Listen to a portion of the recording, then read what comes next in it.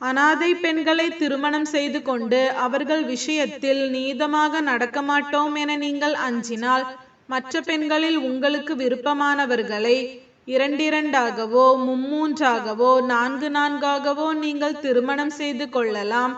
அவ்வாறு பலரை திருமணம் செய்தால் அப்போதும் அவர்களுக்கிடையில் நீங்கள் நீதமாக நடந்து கொள்ள வேண்டும். அவ்வாறு நீங்கள் நீதமாக நடக்க முடியாதென பயந்தால் ஒரு பெண்ணை திருமணம் செய்து கொள்ள வேண்டும், அல்லது நீங்கள் வாங்கிய அடிமை பெண்ணையே போதுமாக்கிக் கொள்ளுங்கள். நீங்கள் தவறு செய்யாமல் இருப்பதற்கு இதுவே சுலபமான வழியாகும். நீங்கள் திருமணம் செய்து கொண்ட பெண்களுக்கு அவர்களுடைய மகரை திருமண கட்டணத்தை கண்ணியமான முறையில் கொடுத்து விடுங்கள். அதிலிருந்து ஒரு சிறிதை அவர்கள் தங்கள் மனமாற உங்களுக்கு விட்டு கொடுத்தால் அதனை நீங்கள் மகிழ்ச்சியுடன் புசிக்கலாம்.